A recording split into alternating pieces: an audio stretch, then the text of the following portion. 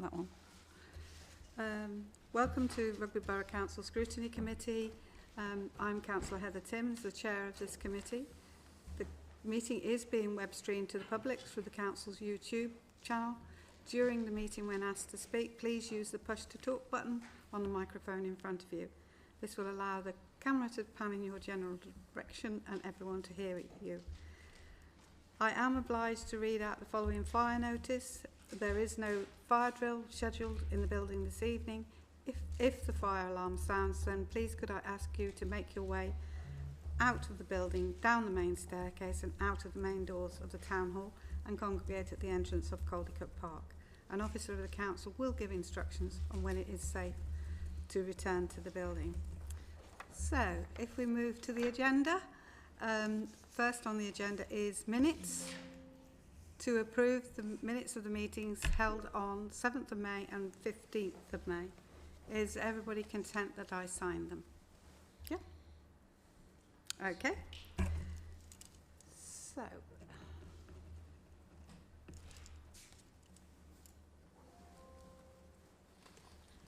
next on the agenda is apologies for absence. I believe we have apologies from Councillor Sayani. Are there any others, Lynn? Yeah. Okay. Right. Declarations of interest. To receive declarations of interest for A, non-pecuniary interests. Any? Pecuniary interests? Or notice under Section 106 of the Local Government Finance Act 1992, non-payment of community charge. No? Okay, we have no declarations of interest. So we can move on to the substantive items on the agenda. And our first one is the draft housing strategy. And welcome to the portfolio holder. I'm glad to see you here. Portfolio holders, I should say, on this occasion. Councillor Edwards and Councillor Robinson. Okay. So, who's going to present this in the first place? Hi, Daniel. Over to you. Thank you, Chair, and hello, councillors. I would like to introduce the draft housing strategy report to you this evening. I'd just like to set out a few points to help provide some overview. Oh gosh, how did it get on? Is that okay? That one? No. Is that okay? I'll just carry on. That's okay. First things first, I suppose I just wanted to thank my officers, my team, my manager. A lot of work and time has gone into this project. Really grateful for the efforts, but should highlight it is a draft document and it's still very much a work in progress. The primary purpose of our housing strategy is to guide the local authority's actions in addressing the housing needs of its community. It establishes a vision, sets the priorities, and outlines how to ensure there's enough suitable and sustainable housing for residents, both now and in the future. Following a consultation with elected members in March of this year, the priorities for this strategy were agreed. Feedback from members has helped shape the thematic focus of the strategy and ensure alignment with the corporate strategy. Should probably at this stage just highlight there are some limitations of influence. Most of the homes in Rugby are privately owned, in excess of 80%, and obviously we are subject to working in accordance with the local plan, and building regulations will inform a lot of the detail. I should probably further highlight it's not a statutory requirement to produce a housing strategy, but we see this as a good way of setting out how we'll prioritise and meet the objectives of the corporate strategy and the council. There is an absence of guidance on housing strategies because of it not being a statutory requirement, and we have engaged with Dr. Tim Brown of Housing Quality Network, and he has provided us with some really good strong feedback. He's made some good references on the strength of the document, but also some ideas on how to make it more robust. And it's probably at this stage really I'd like to hand it back, and we're really looking forward to speaking to members in helping us to define some actions. Yes, thank you for that. Over to members.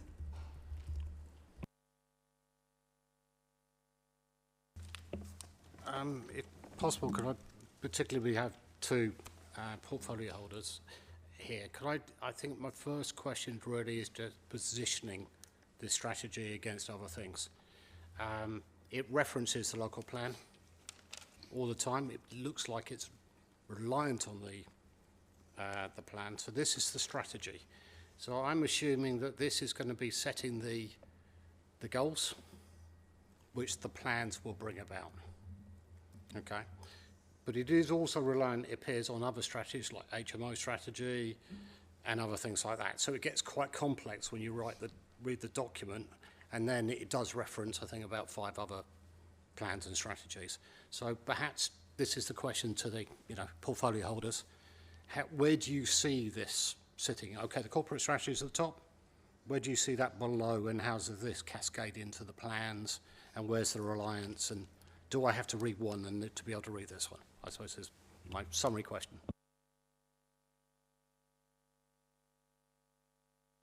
Thank you for that question. That's really useful. The way I see it is a golden thread. There'll always be a work in progress with all the different strategies, and recognising that rugby as a borough is changing all the time. So we need up-to-date data, or as up-to-date as we can.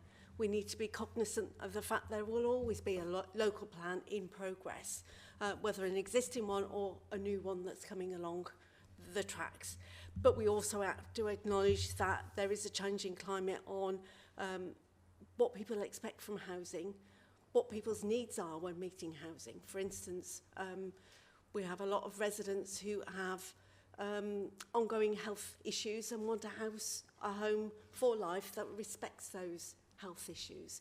So that's a home that is easily retrofitted, for want of a better word, so it's accessible if you have mobility or hearing or vision issues, so you can remain in your home longer. We need to be cognizant of that, and that's why it looks very comprehensive, and it is, but it is a work in progress and will always be a work in progress. And my vision is that it will evolve as we get more data, as we get more feedback on what works and what doesn't work. And we can measure that new measures, such as the new social homes investment in making sure our homes are as easy to heat as possible and as fit for purpose moving forward in terms of isolation and tackling new legislation coming through, like laws on cladding and reaction to Grenfell, and also that mould and condensation is not something we should just sit back and say, oh, it's a fact of life. We have to be a lot more proactive about tackling those things. So I see it as a work in progress. It's dated 25-35. Things will change in that period, but I'd like us to be slightly ahead of the curve and be able to predict where we're going a little bit more than we have in the past, when it's been very reactive. I hope that helps.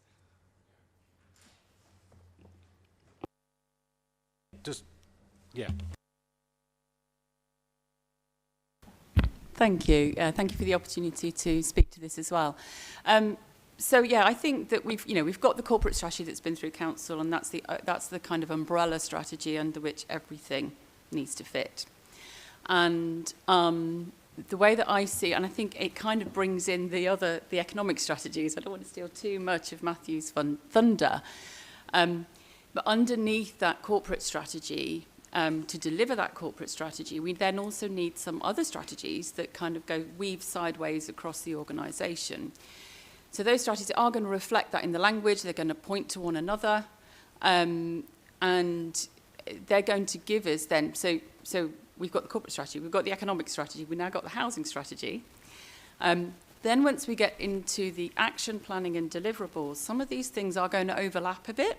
I think we're constantly going to be pointing from one to the other, because some of the things within the economic strategy are going to, for example, support our climate change and green strategy, and that's maybe not even written yet. So I think that we do need to kind of be kind to ourselves. We're trying to go at pace to develop these strategies and then action plans in order to deliver that, to get delivering the corporate strategy. And I think this is really useful, because I think today it'd be great for us to be able to take some feedback from Scrutiny to be fine-tuning, and what we're sharing with you really, and what Matthew will share, is methodologies and at that early stage to help us shape and form this. So yeah, echoing really, it is a work in progress. So yeah, thank you for the opportunity. Thanks. Thank you. I think it was important trying to position this first. It's a very comprehensive, well done, Daniel, document.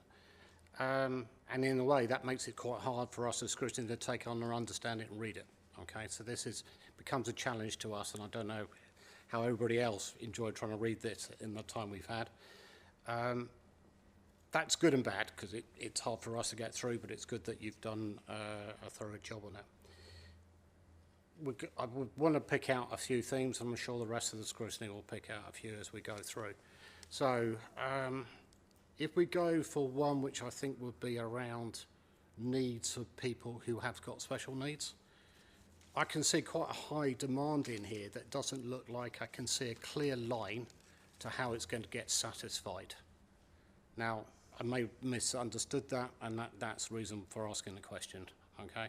So I can see a big number that's put out for housing demand on that we've got coming out. The local plan is there to receive, but I'm not seeing that specific need for houses and how many are we going to be able to deliver by the local plan.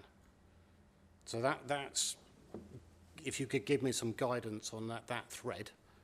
There is talk about one-bedroom apartments. There is ones where we've got to have more medical needs, I think, into these things, and there's a demand on those. But I'm not sure if I've seen the big number from the local plan, but I'm not thinking I've seen the strategy telling me what that demand is specifically that you're creating an ask on the local plan with. Hopefully that question makes sense. If you could just give me a bit more understanding of that thread, of what the plan is to go and deliver it.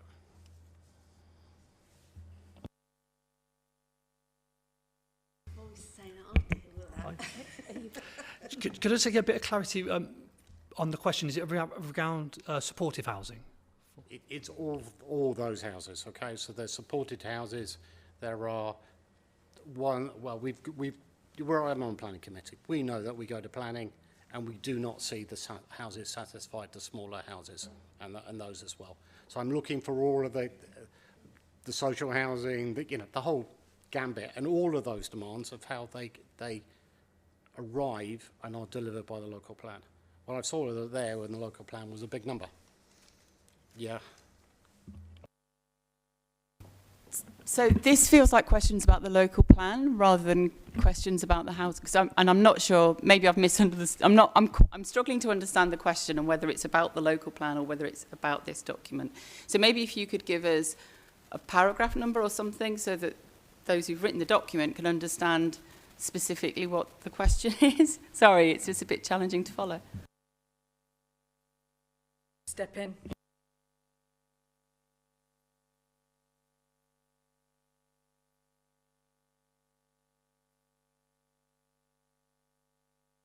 I have to say, I saw something in there around the independent living and changing them into general supply to meet the need for smaller things. But then what happens to the special needs housing, and how are we going to deliver that? I think that's what you were trying to say, Toby, and I know I've read it in there. I have. I mean, there is but more I don't than know one which paragraph reference, it is. and therefore that's why I said one paragraph. Yeah. It's not page numbered when I printed it out, which makes it struggle to get a page number off it. So we've got, there is, I think, Michelle, you resonated with some of the things I said. There was some there where there was properties which were needing additional aid put into them, okay? There's properties where there was one bedroom properties being discussed. There was also reallocation being discussed. What I was looking for was what is the total picture of what is needs and where are they and how, and that's what I was expecting the local plan to receive, is the needs statements coming from the strategy. Okay, and then I can have another conversation, Louise, about whether you've got the ability to deliver the needs. But it's the fact that are the needs coming to you, right? And are they clear? So I think your question is, how is this strategy going to input into the local plan to define what the specific needs are, broken down by the different groupings. Correct, and for me to take from this strategy what those needs are myself. Okay. Are you happy for me to field that? Yeah. Thank you for the question, Councillor.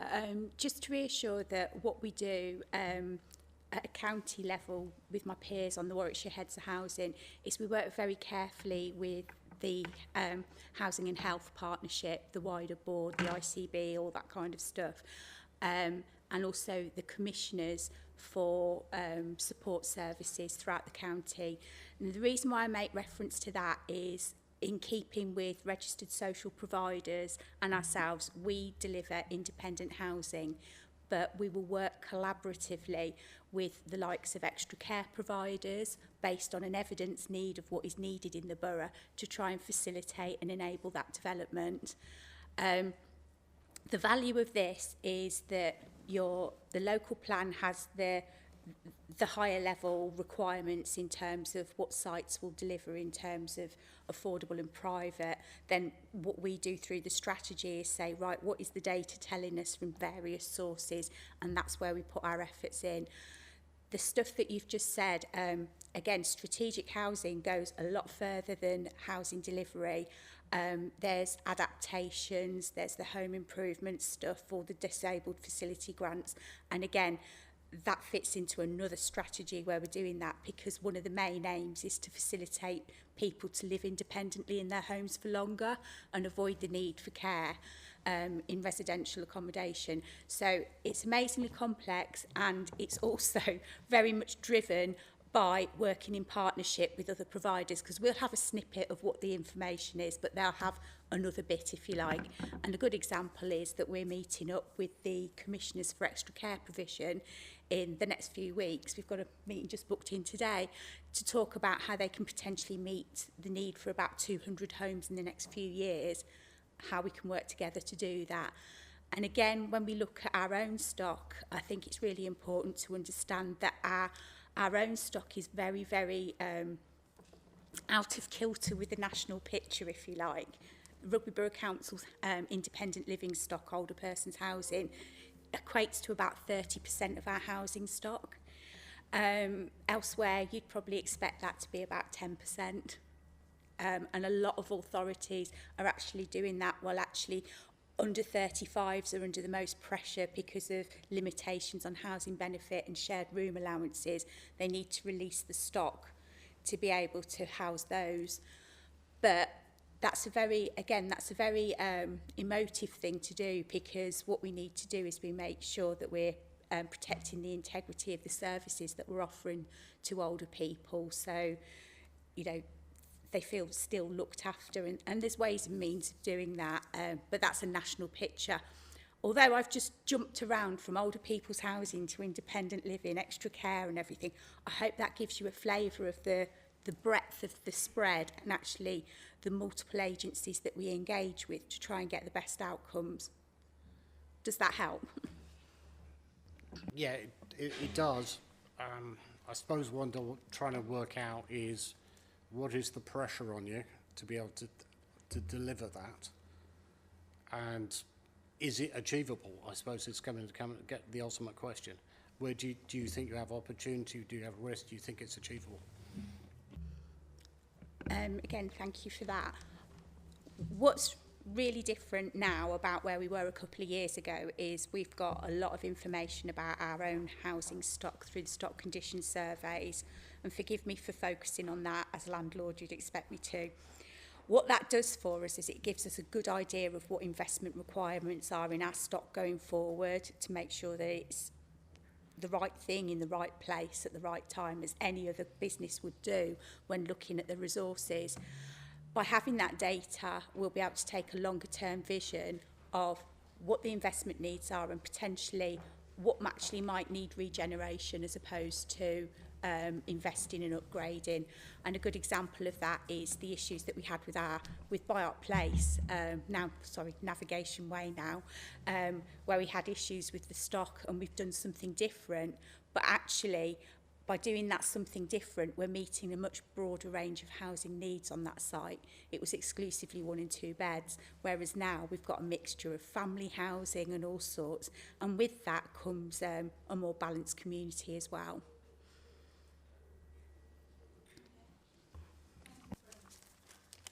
Thank you.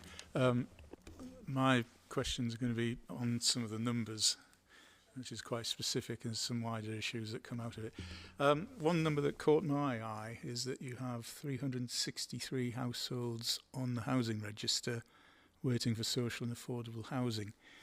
How does that compare with our statistical peers? Is it low, high, average? And what's the trend over time? Is this a number that's been increasing or decreasing or what? Yep, I can answer that, Councillor. Funnily enough, I prepared some statistics on this earlier. I can't give you any exact comparisons with our partners today, but we are seeing an increase in demand for housing. It's a national issue and it is a local and regional issue. In the year of 2024, for example, we had 1,421 applications for housing. We only had 540 properties for reallocation, so council properties and housing association. To date this year, we've had 721 applications for housing, so these are new applications, sorry, in addition to the number you quoted. 721 applications this year, and we've only had 133 properties for reallocation. So we have a growing housing list. It's over 400 now. That figure used in the draft is from the start of this year. So the highlight and the main kind of key with the housing strategy, the vision is we do need to just produce and procure more affordable housing because we have growing needs and growing demands. And in reference to the other councillor's question, one of those things that we should be able to do is build a really comprehensive evidence base on what the support needs are of our community, and that is something we will build and we will develop, and it does link into the work we've done on our homeless strategy as well. So that's the data I have on Rugby. In regards to our partners, I don't have access today, but I can take that away and come back to you. Right, thanks. I do have a supplementary question, if that's permitted. The other numbers that caught my eye, I was very much in accountant mode today, so you'll have to forgive me. Private rents increasing by 9.2% annually as of March last year, and an annual income of just under 61,000 needed to afford a 3-bedroom property in the private rented sector. I'm curious why the figure of 61,000 is significant.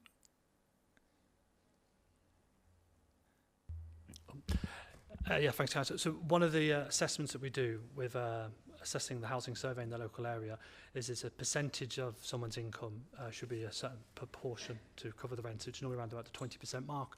What that figure there highlights is actually people having to pay a significant higher amount towards their rental costs. So the example given there is that if you wanted to keep it at that percentage mark, their average income would need to actually be higher than the national average in Rugby, which is around about £37,000. It's actually closer to 60. Yeah. So if that makes sense, that essentially people are having to pay more and more of their income to subsidise living costs. And that's a key part of the housing strategy that we wanted to talk about. Our vision is we want to deliver affordable housing because there's clearly a need based on the cost of accommodation in the private sector, but also based on the increased levels of demand who are making applications for social housing. Yeah, because if the rents are going up by 9+% a year, we can certainly see evidence that salaries are not. So that suggests there's going to be more pressure on social housing, is there not? Yeah, there'll be massive increases in demand in those areas, and that's one of the kind of key and kind of exciting reasons why we're doing what we're doing right now, because we don't have a statutory requirement to do this, but we feel like an obligation to do this because we have addressed and acknowledged that those are concerns and needs in our community. There's massive demand on housing across the country. The government have announced some additional funding and spending review, which is obviously going to help kind of bolster that. So yeah, we're positively looking at this. There's a big challenge ahead of us, but we're quite committed to take it on. Okay, thank you.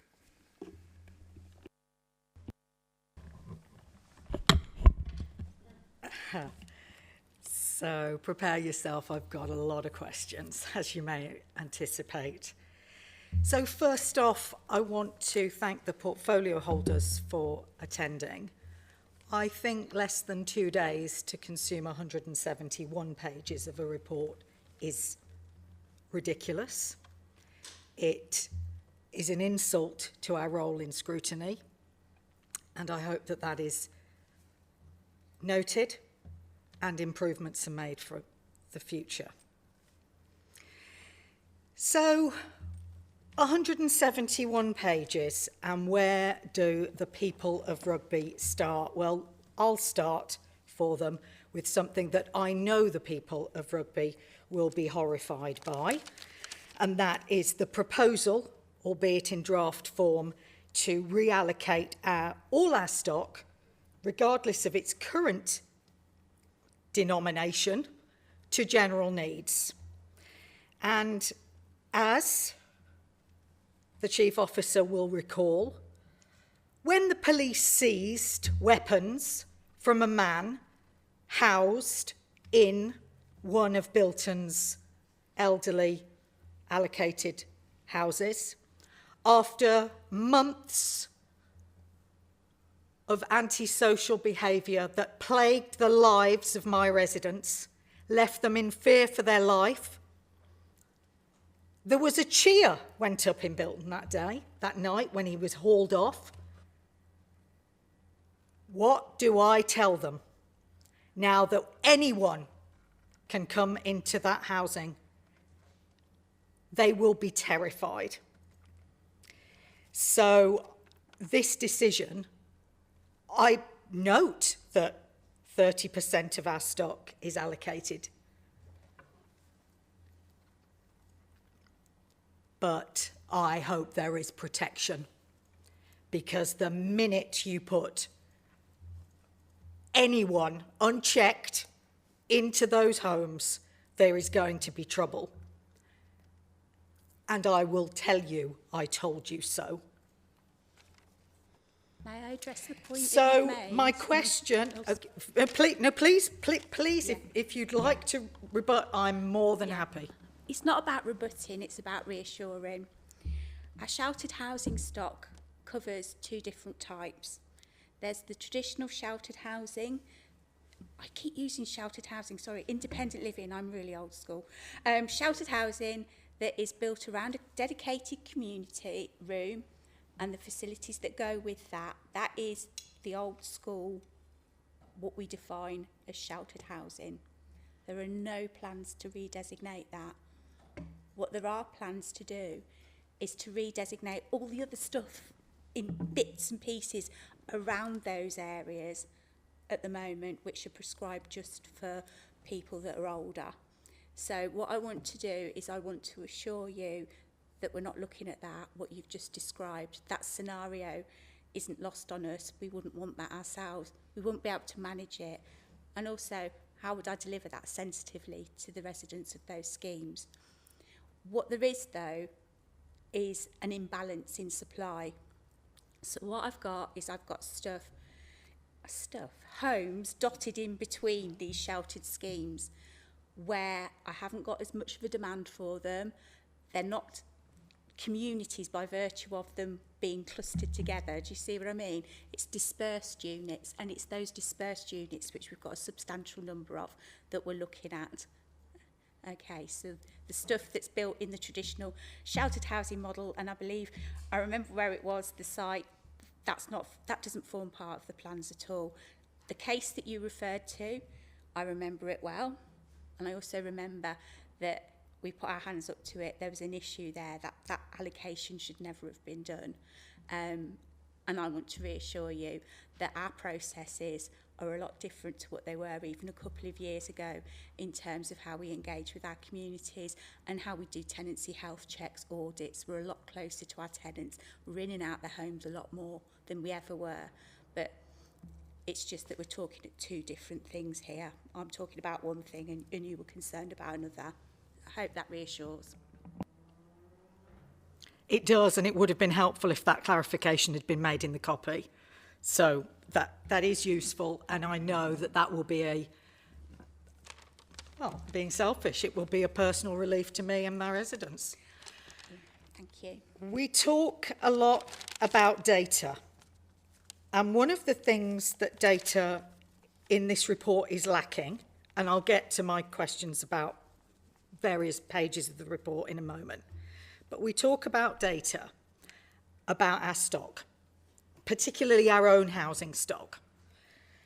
But what we don't have, or don't seem to have, is the best data on our tenants. And it won't be lost on Scrutiny members that the government has rowed back from stopping lifetime tenancies. So now I could be a tenant tonight and I could win the lottery and I could have that tenancy for life.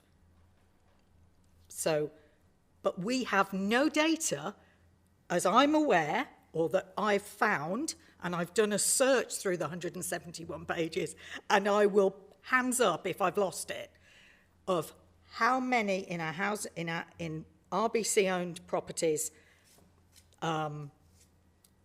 do we have any. We certainly don't have any ethnicity data, or not that I can see, so we don't know how many of our own properties are now let to people born outside Britain, which I find unsurprising, but I find, you know, still challenging. Why haven't we got that data? Why, when we are allocating British homes, do we not know who those homes are being allocated to, where they've come from, and what their circumstances are? Because I see no data about how many are in work, how long their tenancy's been, how many people bequeath their tenancy when they die. Which, listen, I don't despise the players. I hate the game. I think it's wrong. Social housing should be for those who need social housing, not for people whose circumstances change. You know, if I win the lottery tomorrow, I'm having a big house. I don't blame them, but I would never expect the taxpayers of Britain to fund it.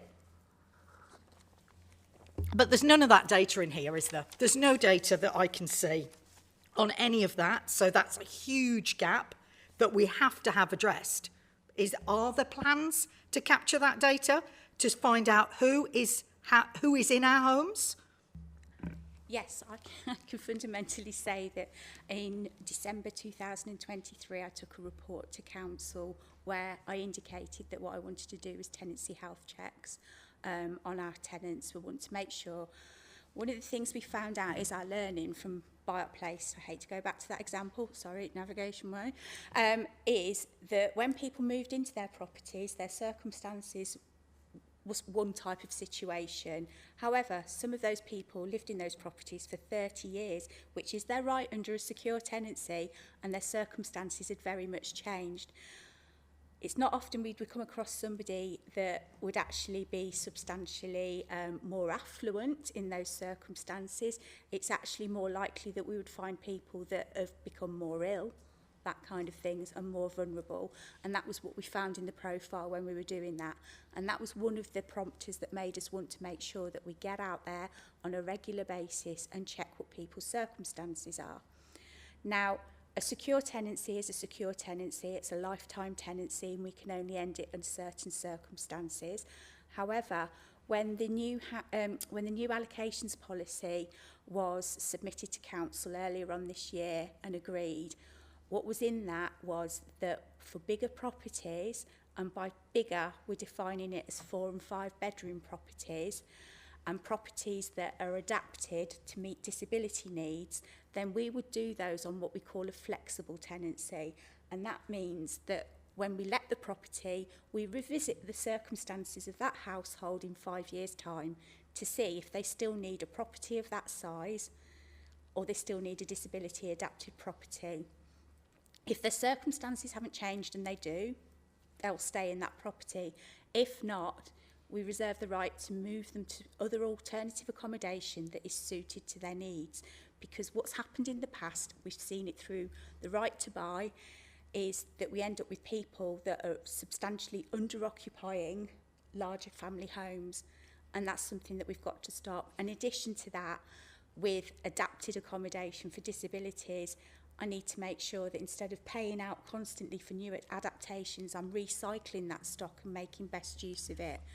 There's a number of sensitivities to that, but I would also like to take the opportunity to reassure you that the taxpayer doesn't pay for the HRA. The HRA is funded through rents and rent payments. Yeah, I just want to make that clear. Well, let's not get into the pedantics of how social housing is funded, whether it comes from one pot. It comes from taxpayers who go out to work, scrape their windscreens on a cold winter morning. So let's not get into that because, you know, that is for politics. And I know that that's not anything to do with you or outside your control. So I respect your work on that. And I look forward to more data on our tenants being available for councillors to look at. So it won't be a surprise to know that my next question is about why Rugby has, and again, the data isn't in front of me. I have a very, very colourful bar chart that looks like the Ukrainian flag, but isn't. But the choice of colours are in homage to it, I'm sure. That outlines how many homes for Ukraine we've allocated, how many Afghan resettlements we've done, and how many asylum seekers we are supporting in the borough.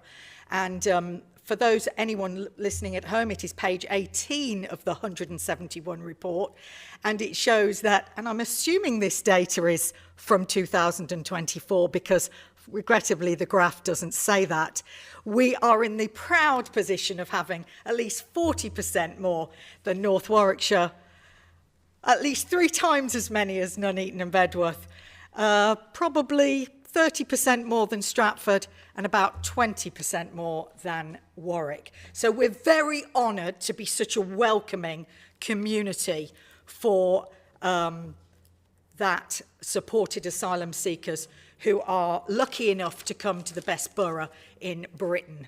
So my question is, there are no numbers. I mean, why would we need numbers? After all, we're not allowed to be told how many asylum seekers are in our borough. But there is a graph, and it says that about 750 are there. We've got, 750 in total. Some of those are Afghan, and some of those are homes for Ukraine.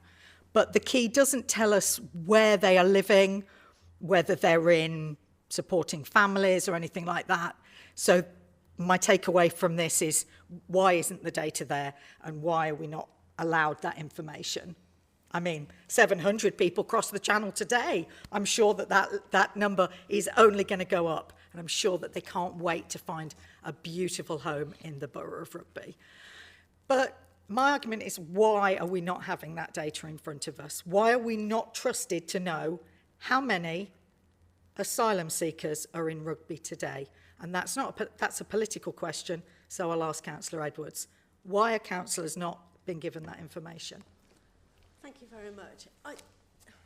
I am concerned about this table in this section. I think it's quite misleading, actually. It conflates various different people with an expectation that they are permanently within the borough, and that's not the case. Most of those in contingent accommodation are in transit. They are here because they are destitute, Home Office language, whilst they apply for a recognition of whether they are, their application for asylum is agreed or not. That takes time to do. Previous government decided that it was necessary to open up some local accommodation to manage that situation. This government has just said that in the next 2 years those will close. So they're families, mostly families in Warwickshire, and they are in transit. They are not permanent members of the Warwickshire or even Rugby community. And I think the table is misleading. I think it needs a lot more work on it. I can't tell you the exact figures because, frankly, it changes on a weekly basis. We don't control those figures. It's controlled by the Home Office and Serco, which is their regional controller of this accommodation. It's not our accommodation, it is external bodies. So my question was, will we be trusted with the data? And my supplemental is, when will we be trusted with the data? It cannot be difficult to say how many we have welcomed to Rugby over the last 5 years. This cannot be rocket science. You know, you're in danger of making this worse than it appears. I'm sure that the figures are not as terrifying as their withholding seems to appear. Councillor, as I said, it's not our data. I can't give that to you. Officers can't give that to you because it's data that's owned by the Home Office and Serco. We can certainly ask them for that, but it changes on a daily, weekly basis. So there is no global figure of a total because many of them are not here anymore. They have moved on because that's the process, the system that they're coming through at the moment.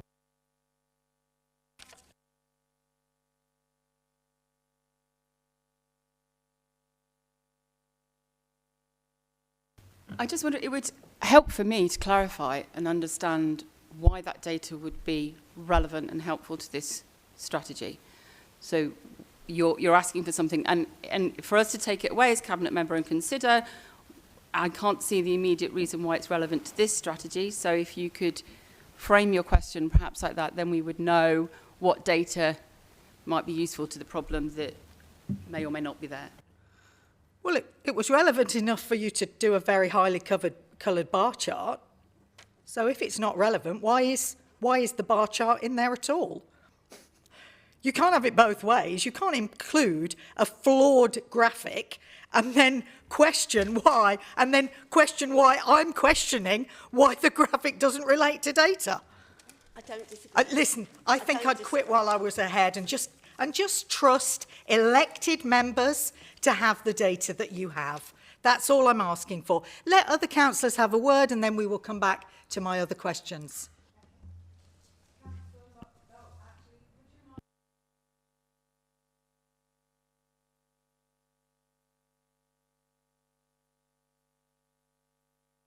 Sorry.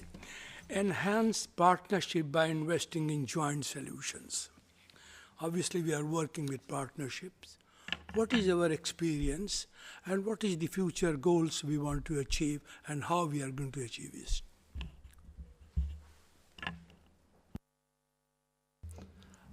Thanks, Councillor. Good question. We've got a number of existing partnerships that are really good at the moment. They're really there to serve and benefit the customers and residents of Rugby. One of the ones I could probably highlight is the district nurses, where we're trying to help and support rough sleepers and entrenched homeless people in the district.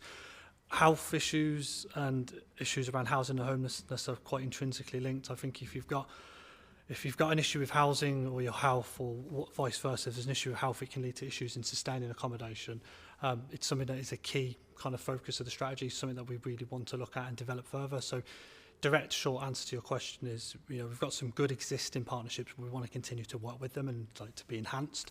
And just to highlight the point of the strategy, it's a draft, it's a work in progress, and this is our vision.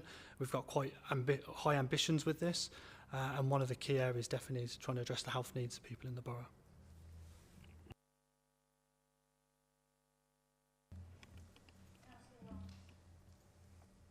I apologise. Thank you, Chair. I'd just like to ask about the review of the temporary housing accommodation that the council's undertaking. I'm concerned about how we're managing this, because it's saying here that we're using some of the council's own housing to meet the need. How will we manage this? Because I understand that we're getting emerging crisis with domestic violence and various issues with people homeless. So if we're using our own housing stock, how are we going to manage that and predict for future trends?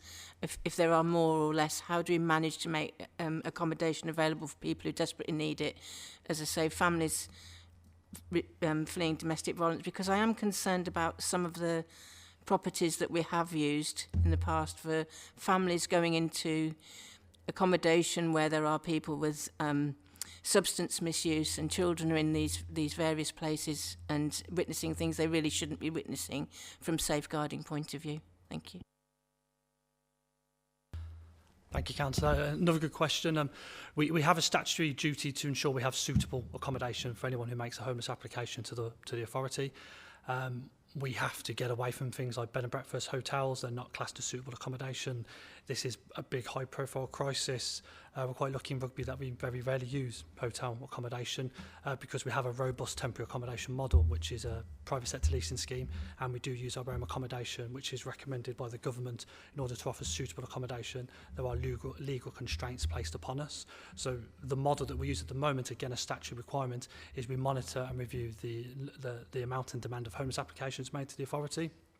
And we use that to kind of forecast and project the likely need in the future, but it's very much a short-term, a medium-term and long-term exercise. I'm quite a heavily data-driven individual, so it's something I do quite a lot. We do look into it. We review it monthly and quarterly, and it's something that we'll review annually in our homeless strategy, which was approved earlier at Cabinet this year. So the short answer to your question is we have legal requirements to make sure we offer suitable accommodation, and the most suitable offered accommodation generally tends to be from within our own stock because it's our own housing and we can control it, and if there's issues around repairs, etc., that's something that we take responsibility for. Thank you. Can I ask a supplementary, Chair? So I am concerned about where people are moved on from the temporary accommodation, because obviously there are times when we can't meet that need, and quite often people are sent way out of the borough. I've heard of people being sent to places like Blackpool and places to actually get accommodation in the past. Whether that still happens now, I don't know, but are we still relying on other districts to take our families that are fleeing domestic violence, or are we able to accommodate them within our own housing stock provision? I'm glad you asked that because there's a real good distinction to make. So we don't send applicants outside of the borough. It's very much the customer's decision and choice. And in cases as distressing as domestic abuse, it's a very individual kind of situation. Most people in those situations sometimes will, of their own volition, leave the area and approach another district. Perhaps they have family located in another part of the country, perhaps somewhere where they can get support. Sadly, sometimes people have to uproot their entire lives to get away from a high-risk individual. We do not force that upon the customer. It's a statutory requirement. We have to make a safe and suitable offer in accordance with the legislation, and accommodation can be and should be within the district or the customer's choosing.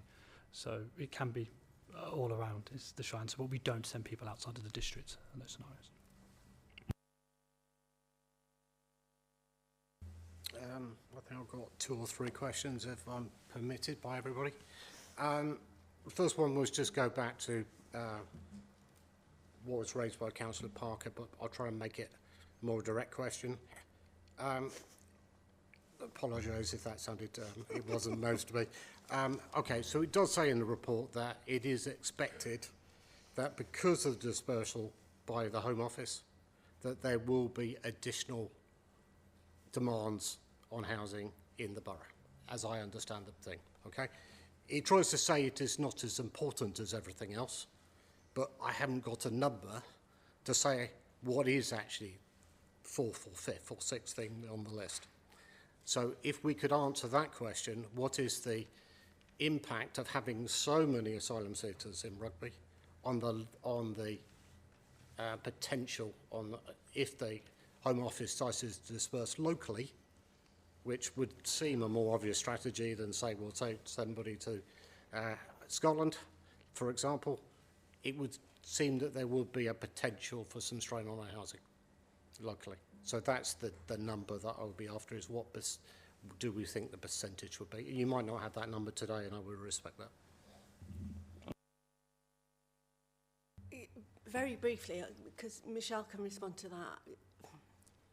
We don't know for sure. We need to be prepared for it. That's what we're trying to do. And that's all I could say, really. There is no set number that I'm aware of that we can predict, but we need to be prepared for a discrete number, put it that way. So what I'm asking for is, if you could come back, and you may not be able to today, a range of that number may be in, so we can understand the significance. At the moment, I can see a very significant number on the bar chart, but I don't understand the impact of it. Okay, so again, Claire, don't necessarily. Yeah. Sorry, am I right to jump in? So again, it's just to reassure that every town and city in the country for a couple of years now has been classed as a dispersal area for accommodation that's required. Now, what happens is that the West Midlands Strategic Migration Partnership, headed up by Wolverhampton Council, is the lead conduit for working with all the agencies in Warwickshire and Shropshire, all sorts, across the West Midlands, funnily enough, to look at how we can work with the Home Office to come up with a model that's acceptable in terms of dispersal accommodation, taking into account the impact of local markets, all that kind of thing. Now, what's happened is that some of the cheaper housing market areas have seen more interest from Serco. For obvious reasons, the rent's lower, the supply's less. So what I would reassure you, although that's a dialogue that continues, and for the reasons that have been explained already with the transient population, more people coming in, and once asylum, if somebody's got a positive decision in terms of their asylum, then that changes things again. But that is something that's been looked at sub-regionally, and that is something that we would come back to members on. Okay. It probably leads to my next question. Local government review. We will see the boroughs disappear. So this housing demand is now going to become, where we'll see where every local government goes, one or two entities. What do you think is that impact upon your housing strategy going forward? The easy answer is we don't know yet, do we? What I'm going to say. You know, we're continuing to work as normal because we need a long-term plan. And that's what we're doing until we know differently. And that, I'm not trying to be flippant, but we still have a day job to do, and we've got to do that properly. We have a duty to our tenants and future tenants and to our local taxpayers to do the best we can. And we'll continue to do that. The structures are, perhaps we can discuss that later in the agenda. Okay, and I respect that answer, but I think it's a question we have to ask because of the impact coming through. Yeah, absolutely. Okay.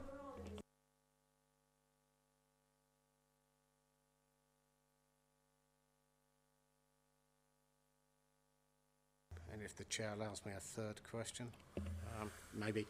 Okay, there is a number in there of £735,000 spent on green. It seems that it's good to spend. What I haven't seen there in that report is what actually is the benefit. It was on making houses more fuel efficient and those things, which I will call green. What I don't see there is actually what was the impact on the environment from spending that money. So I think that would be something I would ask you to look into, is actually try and tell me what the benefit of spending that money is, because 735,000 could be spent elsewhere. But we have a declared climate emergency, so it would be nice to register the fact that it's had a positive impact.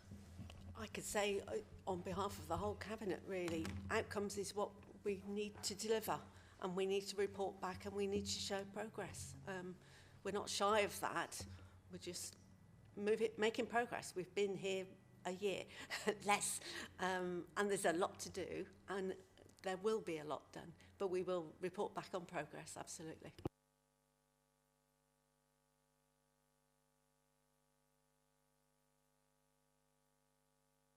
Okay, thanks. May I just ask a question about Realms Gardens? A few years ago when it was demolished, I understood it was going to be social housing replacing it. There seems to be some difference of opinion now, and it's a considerable site for social housing only. Can you tell me the likelihood of it being included now for social housing? Bearing in mind that was what it was originally. The ambition is always that Rounds Gardens would be suitable, good quality, affordable housing. That hasn't changed, but it takes time to put plans together because it's a challenging site. There are lots of rights of way and mature trees and bits and pieces there. We have to draw a plan, and those plans are coming along as we speak. So we'll have more information on that later in the year. The reason I've asked this is because there was some considerable number of rumours that it would be a park area, recreational site, and I really believe it should be for housing, not for recreation, as we do have a lot of parks in this area already. Personally, I think we can do both. Because we can, you know, just because it's affordable social housing, it shouldn't be blocks of flats 20 high. We have to have both. We have to have good quality housing, but we have to have green open spaces and recreation areas as well. And if we're sensible and getting some good designers, we can have both. Sorry, but I understood it at one time it was going to be something like Navigation Way. Is that not the case now? It's not in the local plan. But there's green space at Navigation Way as well. Yes, I know. But what I said was that at one time the rumours were it was just going to be recreation, no housing. I'm asking you, is that incorrect? My personal view is that it should be a mixed development. Simple as that. Thank you. Just a supplemental on that, the site is not in the local plan, so it's not allocated for housing in the local plan.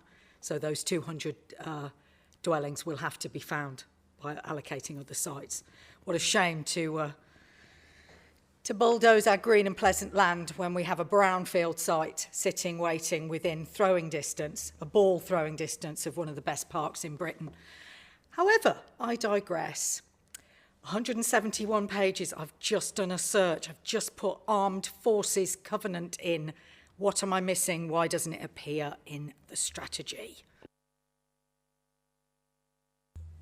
The Armed Forces Covenant is in the allocations policy. That's the place where it will be located, and the homeless strategy. It wouldn't be acknowledged in the housing strategy specifically because this is regarding objectives about increasing affordable housing. Would we not perhaps dignify our residents by saying some data about how we've supported those who serve their country by allocating homes, or that we consider it a priority in our housing strategy to honour those who protect Britain and its borders? Or after all, let's just welcome everyone else but ignore those who are not, who have given their life and livelihoods to the country. I'm horrified that there is no reference to this. This is an insult to every man and woman who pulls on a uniform. Please get it rectified. Chair, as my colleague has already said, it's in the allocations policy. But if you want a paragraph as a scrutiny committee in our housing strategy to say that these special categories, and they are special categories, need to be mentioned in the strategy wide, I'm quite happy to put that in. Well, but they are in the overarching policies of this council, have been for quite some years, and they are front and centre in the allocations policy as well, which council has agreed to earlier this year. And bear in mind, on an equalities front, it's part and parcel of our equalities action plan going forward as well. So don't say they are not in, because they are. They are not in this strategy. Can I have clarification? As of the 3rd of July, they are not. There is no reference within this 171-page strategy to our Armed Service Covenant or the armed forces, or how we are supporting those who have served their country. I am not going to labour this, Chair, any longer. This needs to be rectified, and I'm going to take your silence as compliance that it will be. Let's move on, shall we? Chair, as a scrutiny committee, it's up to you to make that recommendation. I'm sure the gentleman on my right will not object to the honour of the Armed Forces Covenant being included in this document, because I'm sure they will recognise that it needs to be, because everyone is special in this borough, though some appear to be valued much more differently than others. Right, shall we move on to other supplementals? Thank you. Oh, goodness me, I've written so many down. Okay, where am I? Please do.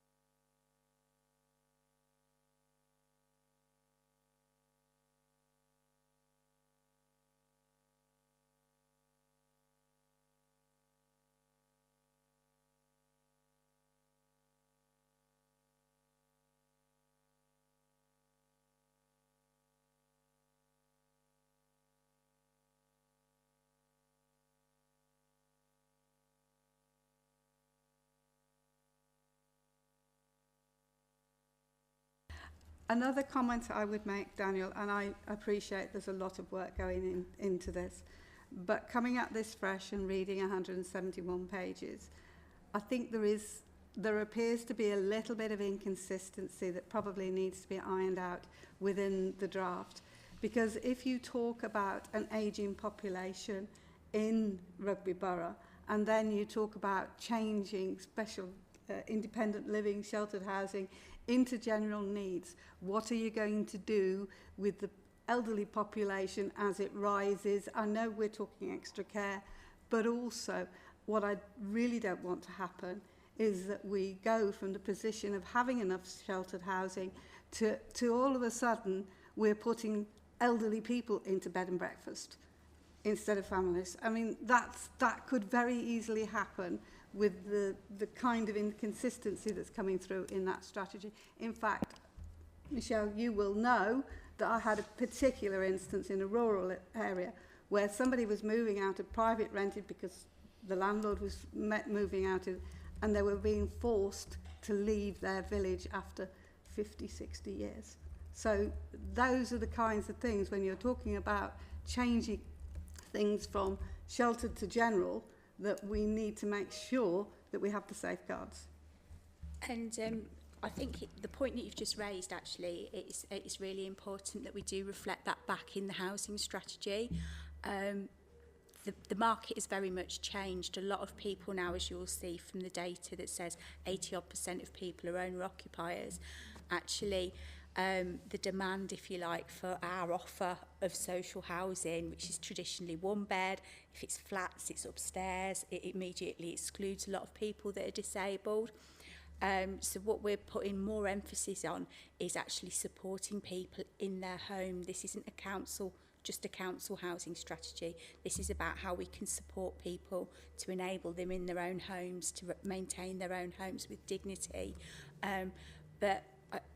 What I'll do is I'll make sure that we put some more information to tell that story, because again, I appreciate, and from the lovely helpful comments tonight, it's all right us having a story, but if we're not telling that story through this strategy document, you're not to know that. But I'll pick that up. Thank you.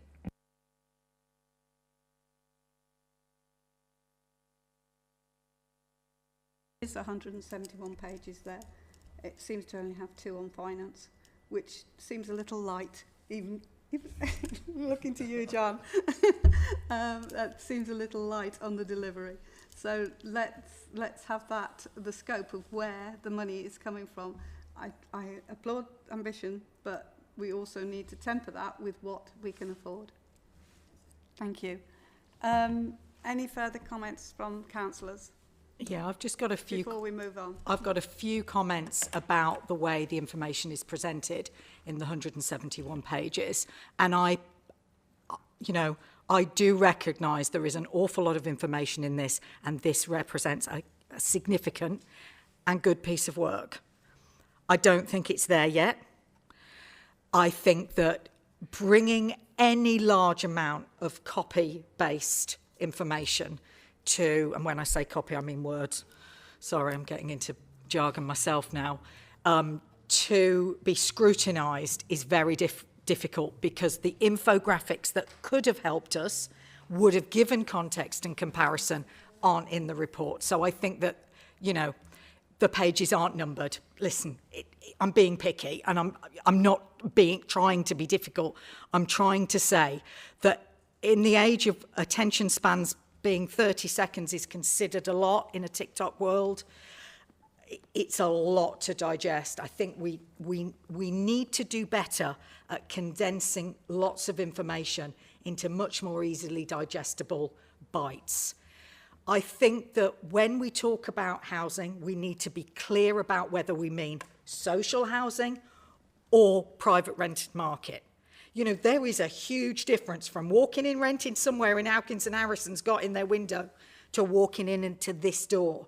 You know, you're going to be paying 4 times as much in the private sector. And I do think that words really matter. And I'm not sure that the clarifications and the semantics of what we mean when we say something in this report is really getting through. So, look, you know me, you know, far-right extremist after all, so none of my comments would be surprising to you tonight. But I think that it's a good start. I think it needs some work. And I don't know, 171 pages, does it need to be that long? I mean, if it does, then I take my hat off to you and let's go with it. But yeah.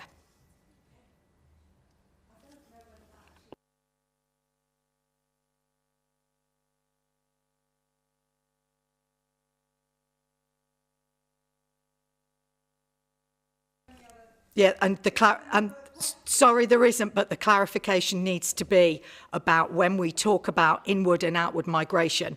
The facts are the facts, the data is the facts, and we don't use the data from the census.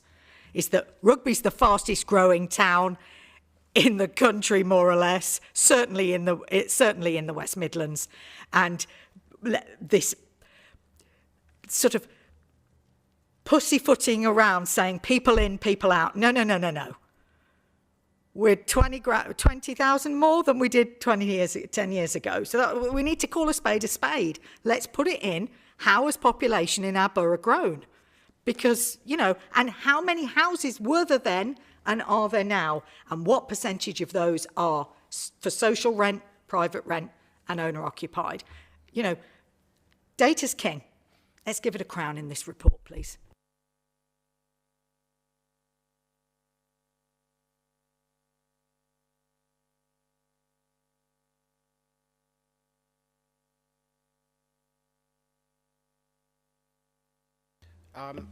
So it's just a couple of comments now, and some of that was resonating.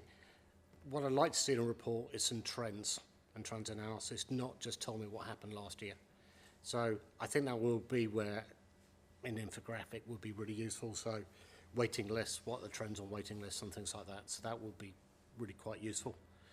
And just one, I think it's a misword, but on HMO you said there's a word in there, you said you want to reduce HMOs. I think that's what you meant to reduce the density of HMOs, but it actually is worded as reduced HMOs. So I think it doesn't read right, okay? I think you have to have a strategy of HMOs, but I don't think reduction of HMOs is what you're talking about. You're trying to disperse it more around the area, okay? So minor point, but important when you read the document, okay?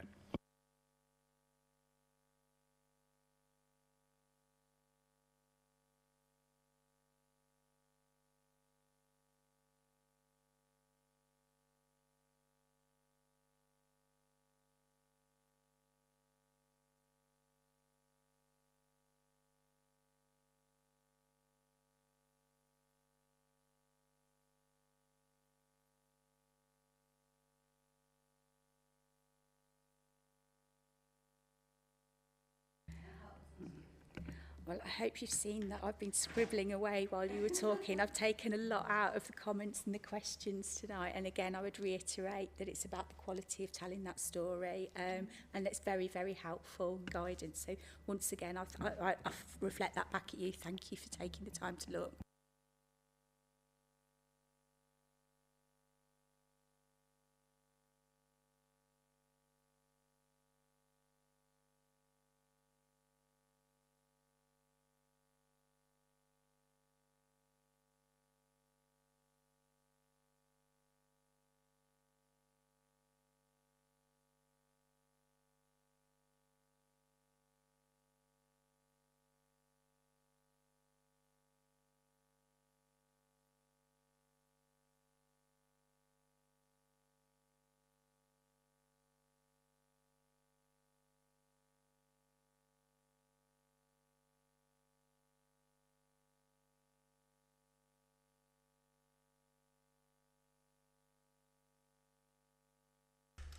Thank you very much, Chair.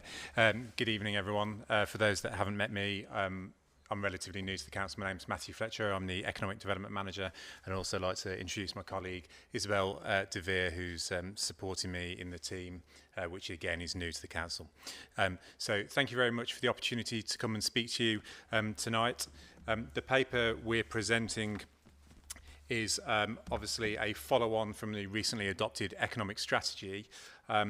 But tonight, rather than presenting an action plan, it's talking through, as Councillor Robinson has already alluded to, the methodology for how the action plan could be developed over the next 6 months so that it's in place for the start of the next financial year. So I'll quickly, if it's okay with everyone, I'll quickly run through some of a quick synopsis of the report, then I'm happy to take questions and comments and delve into it deeper. So just to summarise, that the economic strategy comprises of 3 key themes around people, business and growth, with around, with exactly 59 objectives referred to in the document as we will statements, those of which are broken down to 20 focusing on the people theme, 25 on businesses and 14 on wider economic growth. So I think it's recognised within the document and within the plan that 59 objectives, is an ambitious target over the next 10 years, and that whilst the strategy is a council-led document, very much similar to our colleagues mentioned in housing, economic growth is a wider issue than just the council, and therefore reflects the need for the involvement and delivery by other partners and stakeholders in this theme. So it's also recognised that I think, again, very similar to colleagues previously, that this isn't necessarily about producing new actions. This is about encompassing what's already underway and what's planned, as well as identifying what could be new. As discussed, there are sort of 59 objectives over these 3 themes. They've already been mapped to the council's priority areas, and then there's some initial work being done around to where that potentially sits with chief officers, and there's further work to do after engagement with yourselves and cabinet to engage with chief officers and other services around how those look. So taking the 59 objectives, my colleague Isabel has done an awful lot of work there around how those are prioritised, around ensuring that they're delivered in the most simple and effective way possible.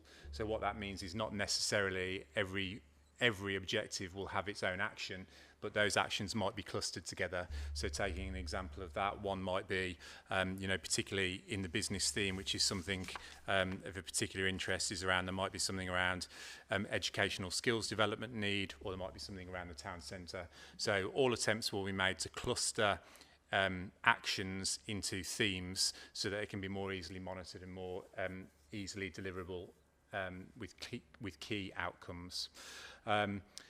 As we've said, really, sort of the next stage after consultation with yourself and with others is for specific actions to be built around the objectives. Currently, I think there's around 45 that we've identified that sit within the sort of growth and investment service, and the balance those sit within potentially other areas where there's cross-cutting themes, such as, again, alluded to, climate change, or where there might be potentially an economic growth factor linked to housing, etc. But those will be held in consultation with chief officers and other services as well. So one thing I should say, that this, those of you that are familiar with UK Shared Prosperity, that's something I've been involved with in previous careers. So we're following a very similar pattern to the UK Shared Prosperity, in the sense what we're proposing as well as a form of governance model is that there is a governance board that would meet, it's currently proposed within this document, but we welcome your thoughts, every 6 months, and that's made up of a variety of stakeholders who have knowledge about economic growth or a direct impact in that. So we've mentioned a few examples within the report. That could be the Chamber of Commerce, Growth Hub, county council colleagues, etc. So I think that's a very quick whip through of the report. As said, really, I just wanted to reiterate that this is a proposal for discussion. There will be other methods of consultation engagement as well over the next couple of weeks. So we very much welcome your thoughts and comments on that. Thank you very much.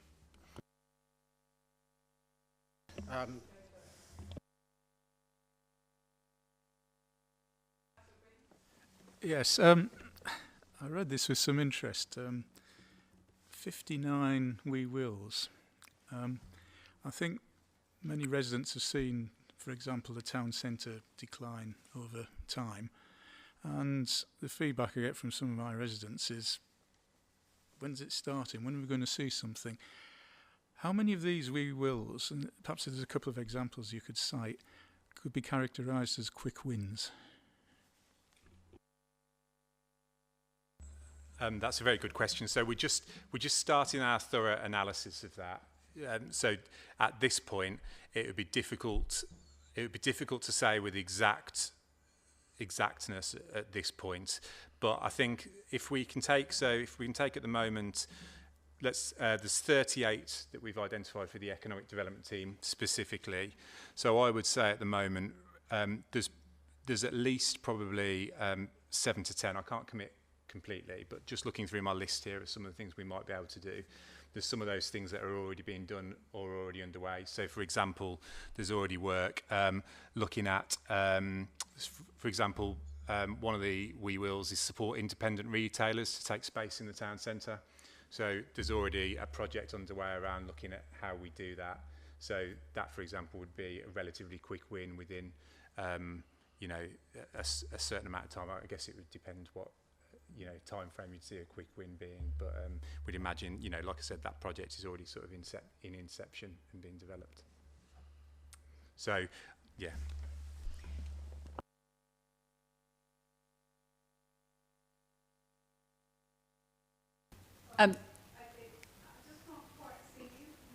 Oh, it's okay. That's okay. Thank you very much, Chair. I'm going to suggest that we take that as feedback when we actually pull the report together, because we will be identifying short, mid, long term. So I think within that short term, to identify in the next iteration of that the ones that would be quick wins and the ones that are underway, and that also points to something that I'm also committed to, is that while we do need to take some time to work, because this needs to work and function well and have the right KPIs, which means we need to dedicate some time to working cross-party and across the organisation to make sure that's right. Taking that time shouldn't stop us from getting going and measuring as we're going. So that work is also happening in parallel. So I think we will be able to come back and be able to answer that. And I think that that's a good thing we could structure within the next iteration. So thank you. Well, the reason I make the point is throughout my long and very undistinguished career, I've worked on a lot of long-term programmes and projects. And one of the reasons Quick Wins is so important is it both incentivises the people that are delivering and it gets stakeholders engaged and committed from their side. If it's forever jammed tomorrow, people lose faith and lose interest, which we absolutely don't want to do if we're going to have a sensible economic strategy.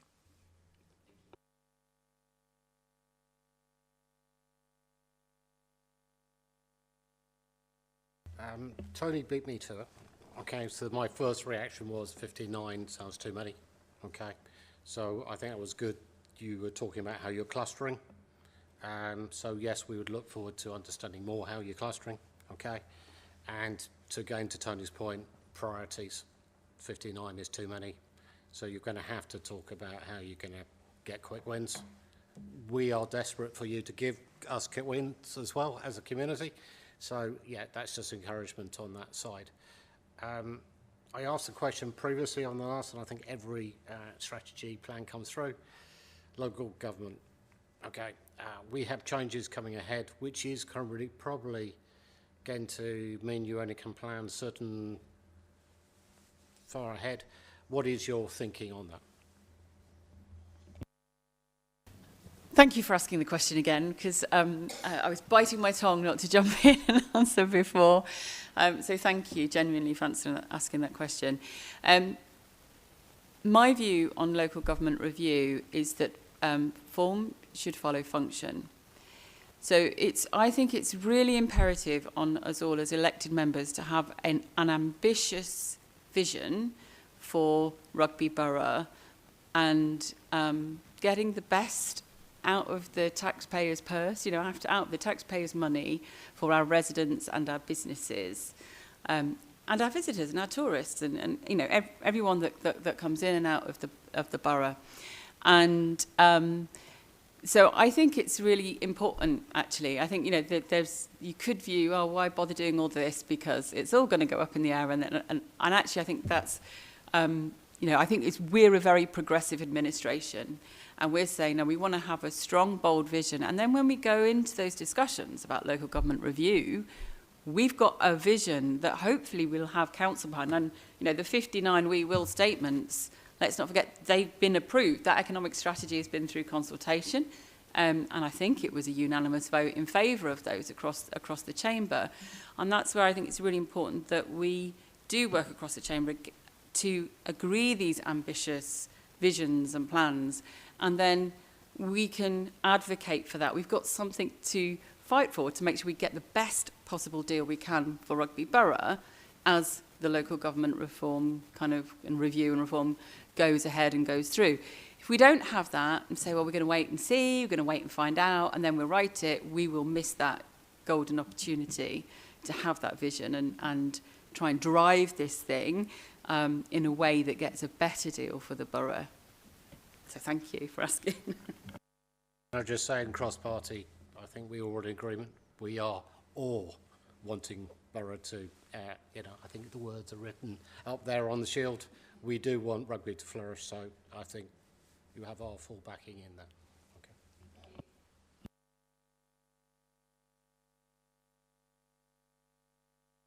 Okay. Obviously, it's an economic strategy which is going to change rugby future. A lot of younger people in rugby. What is the sort of, do you think we need communication to the public as a whole and also the younger people to know their views?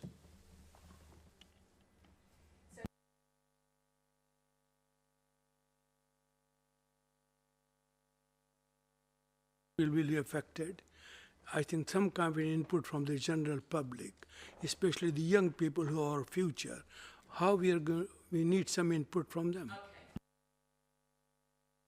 So the question is about input from young people, and I think you're also reflecting that our population will change over time. And so we've done a consultation. However, things do change as you go through the course of a strategy. So that's why there is the provision within the document for that programme board. And I think it would be very important, I'm hoping you're writing this down, Matthew, actually to include young people within that board. So quite often we do end up, when we do have groups, it is people of a certain generation that tend to come to council events. And yeah, I think that's really important actually, that we think about all different ages and diversity in other ways in terms of how that programme board is made up. So I'd welcome other suggestions as well, from you or anyone else on Scrutiny as to who else might be on that board. How about involving schools, secondary schools?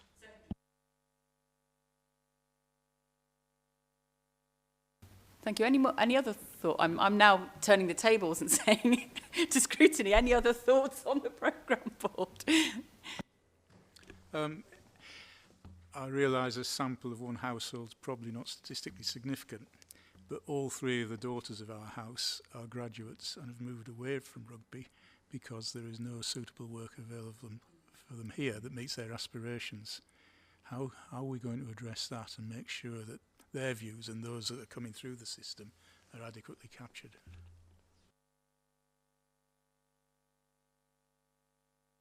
I think that's something that I think it's an excellent point and it's highly acknowledged. So I think there's a number of we will statements within there that within the strategy that focus on that sort of thing about retaining the workforce. So I think there's a number of actions around there without going into detail at the moment, but part of that is around raising the profile of the businesses that are in the local economy as well, because often a lot of businesses just go about their business or they're doing very innovative things that people don't see. So I think there's a profile raising aspect for the business.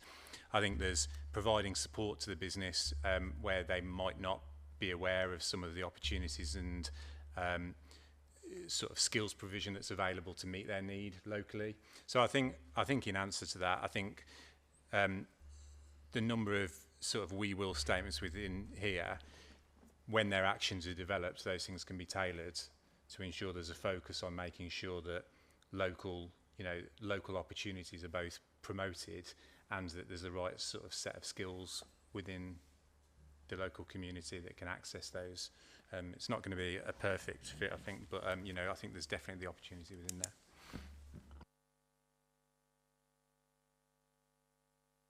there. Yeah, and I think I would just add to that as well that having the economic strategy is also about how we attract new business into the borough as well, and how we work to attract higher skilled jobs, and that is all part of the economic strategy, which has been approved. So we're not so much here to discuss the content of the we will statements, but more how we formulate that action plan.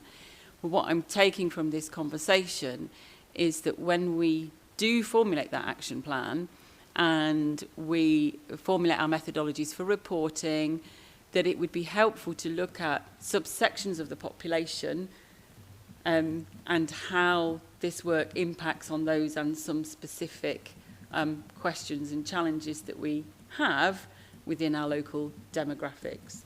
Is that fair to say? Yes. But I think the reason I've sort of focused on people coming through is that a recent graduate's view of the world is going to be a lot different from mine. And what they consider to be the future is not what I consider to be the future. So 20 years ago, we probably thought logistics was a great thing for rugby. But do we know what's going to happen in 20 years' time? Now, are we anticipating stuff like green industries, artificial intelligence, goodness knows what else, which we can't even imagine now? Is our economic strategy, is it sufficiently robust to take that stuff on board? So I think yes. The answer to that is the way we're looking at it is in three sections, so short term, medium term and long term.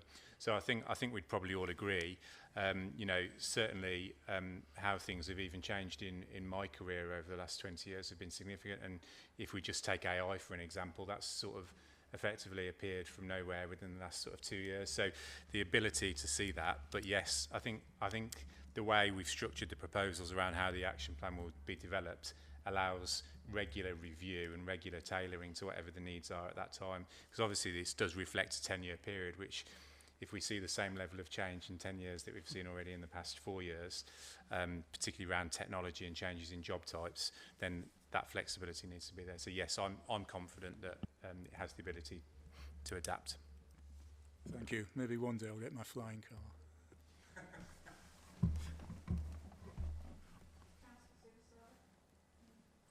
So, obviously some kind of market research is needed. When I came in 63, there is a lot of apprenticeship, ONC, and I used to English Electric, and they used to employ their children. Some kind of training was very, very important. That's disappeared. With the rugby was a lot of industry, 3 industries, all gone. Now some kind we have to do a market research. What are the future developments going to be? And what kind of training is needed? I think we need to look into it.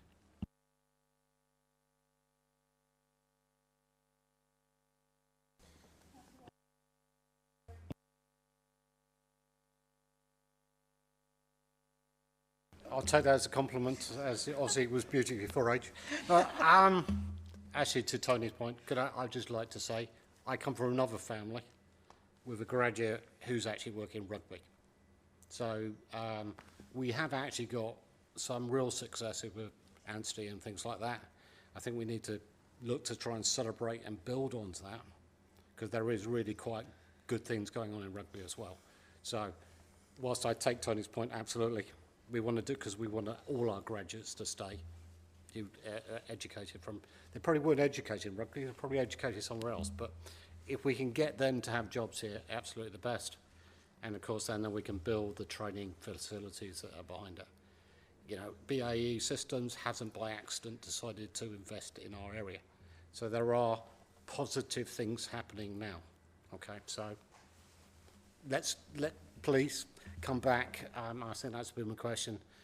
Really, when would you be wanting to come back? We think this is quite important and interesting.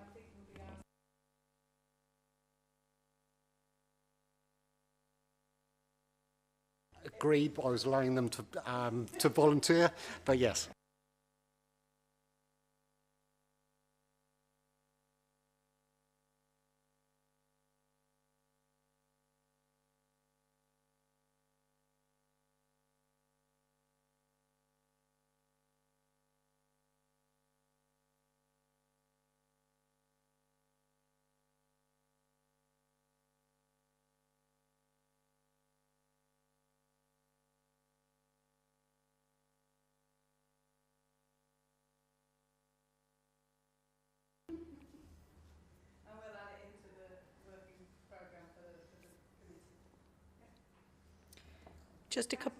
Just a couple of comments from me. The plan needs to include the word job. You know, I know Ronald Reagan is my hero, but he said it's the best social programme is a job. The word doesn't appear in our report. I think it should appear in the plan, because that's what we need. We need good jobs, good quality jobs. And we need to be making sure that it's not the town centre strategy, it's the economic strategy for the whole borough. And I think that we have become very narrow in trying to improve our town centre, which is a noble cause. We all want to see it improved, but this is a much wider plan, and it would be useful to see the word jobs, J-O-B, in the plan when it comes to publication. But I welcome it, and I welcome it being brought to us tonight, and we look forward to the will-dos for the next however many years. And you know, I think it's great to have an ambitious strategy. Is everything achievable? Probably not. But if you shoot for Mars, you'll perhaps land on the moon. And that, whatever colour rosette you wear, is what we're all aiming for. So thank you for that.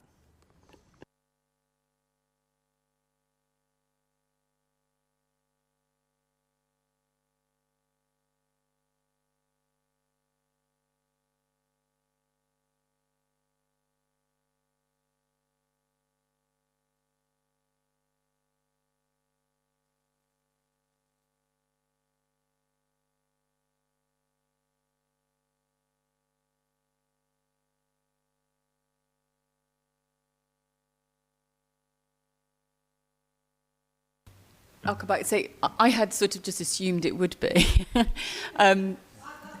Yeah, that is kind of my, that is my assumption.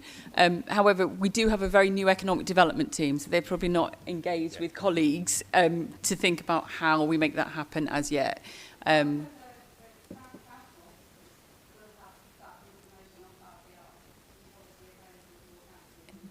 Yeah.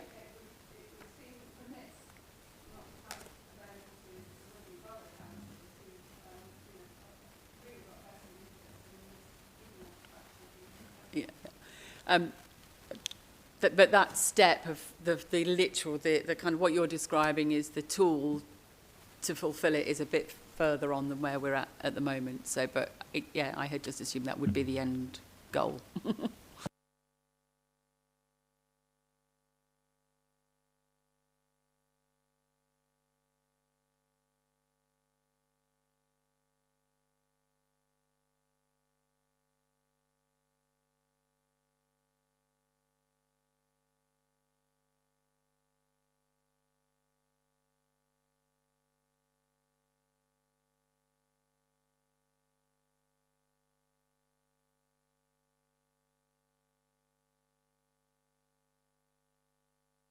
debate. And Dan?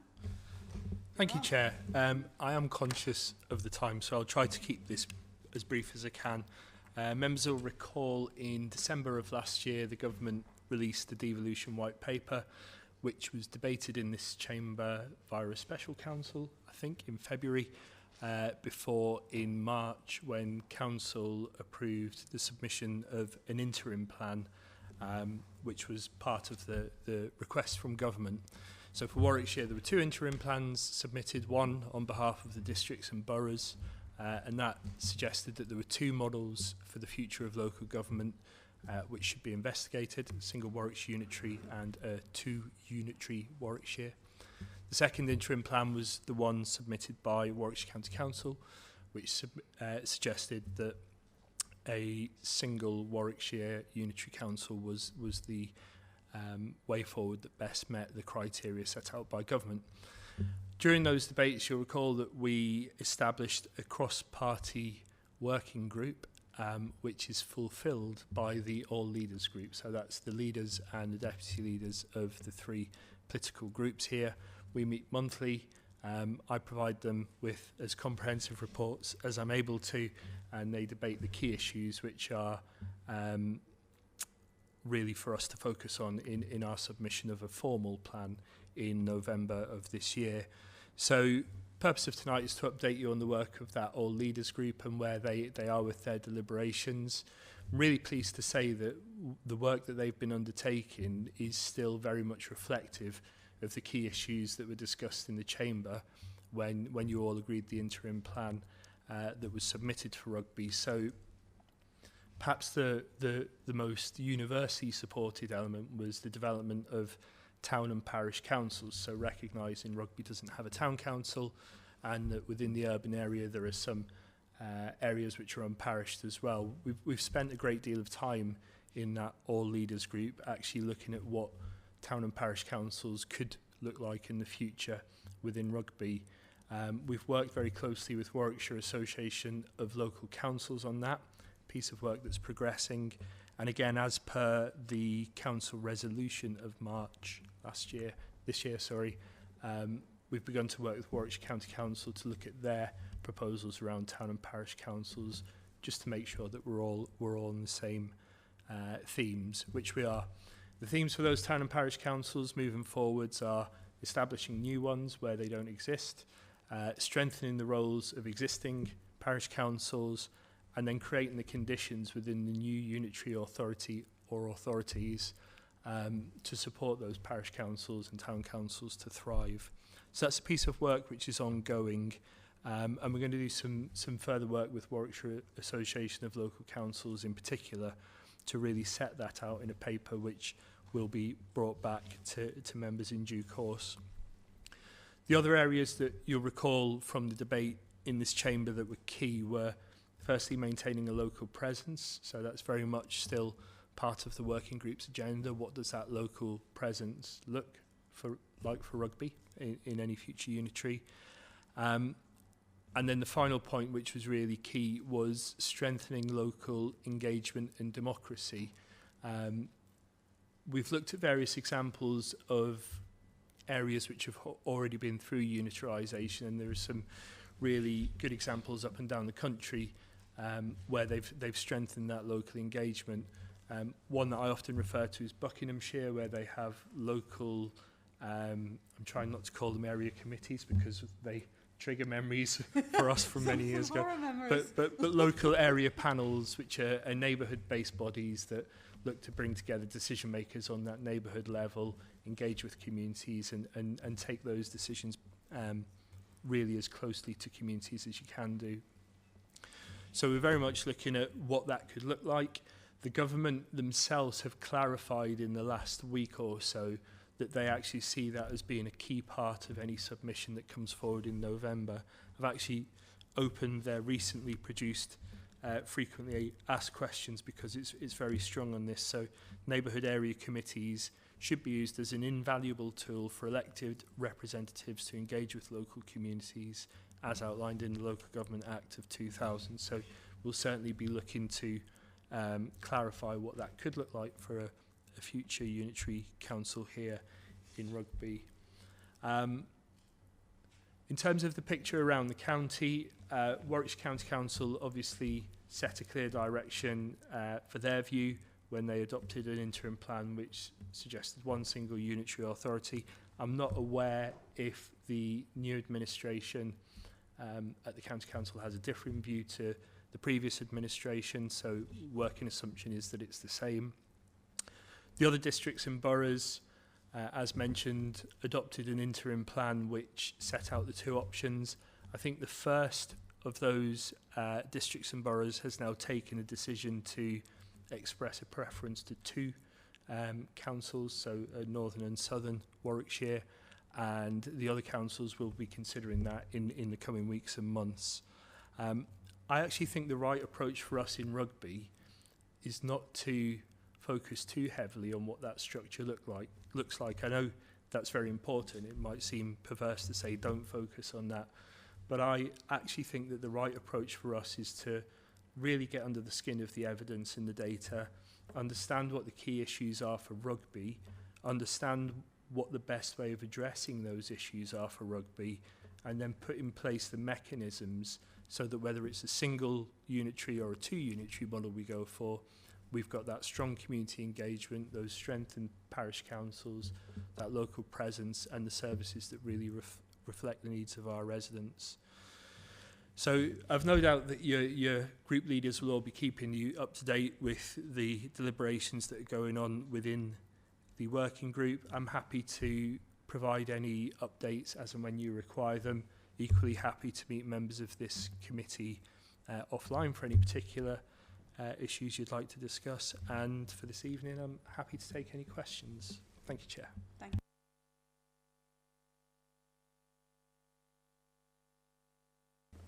This is prior to our group leader updating us, so apologies if I'm going to ask something he's going to tell me in the next few days.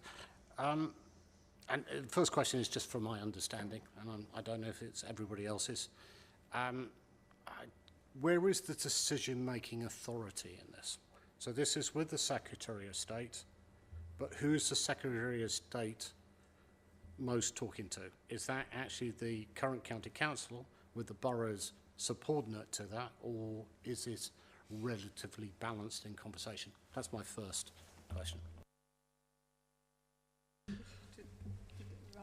Yeah, sorry, I should have set that out. So the government and certainly the MHCLG, the Ministry of Homes, Communities and Local Government, are keen to engage on a level footing with the districts and with the county council. So we collectively meet MHCLG representatives on a semi-regular basis, and starting this month, the MHCLG representatives will be coming to each council on, I think it's a 2-monthly basis, to have direct one-to-one discussions. So they're actually coming here to Rugby in the coming weeks to have those discussions with myself and potentially with the leader as well.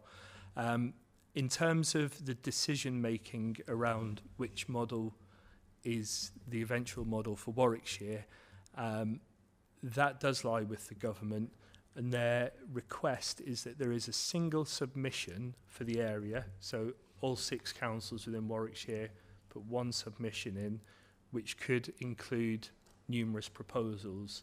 So the way I view that is it's one envelope and it could have different options within that. How they then assess those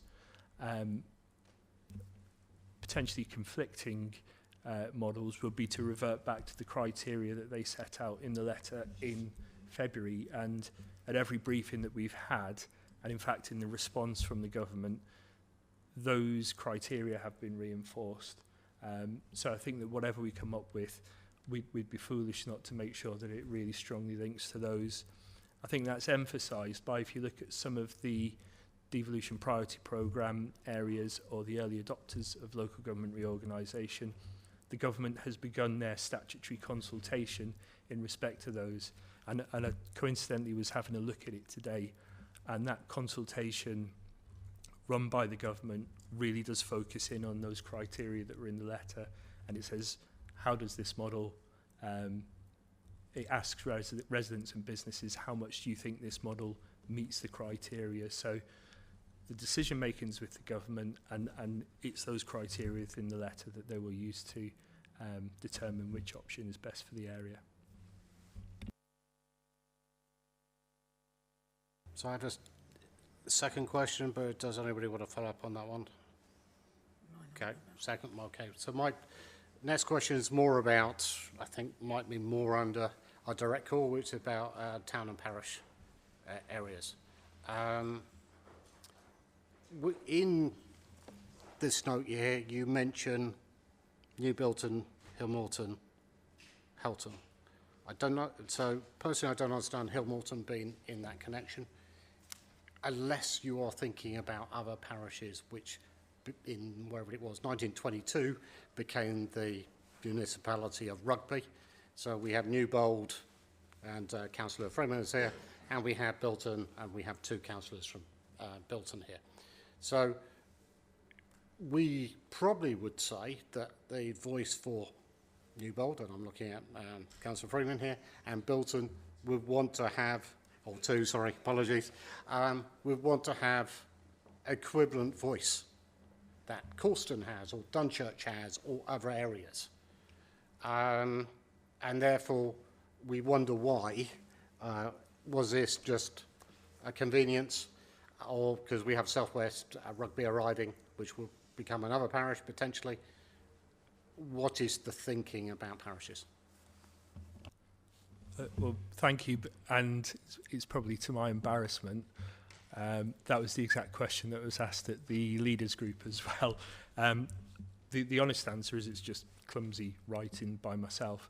I think the intention behind that is that all the areas which are unparished within the borough have the opportunity to come forward for community governance review and parish councils where appropriate. The examples that I used, as I say, was just probably clumsy writing by myself. It's a slightly related point, but isn't really touched on that much in this document. But how are we going to present this to residents, whatever option we go with?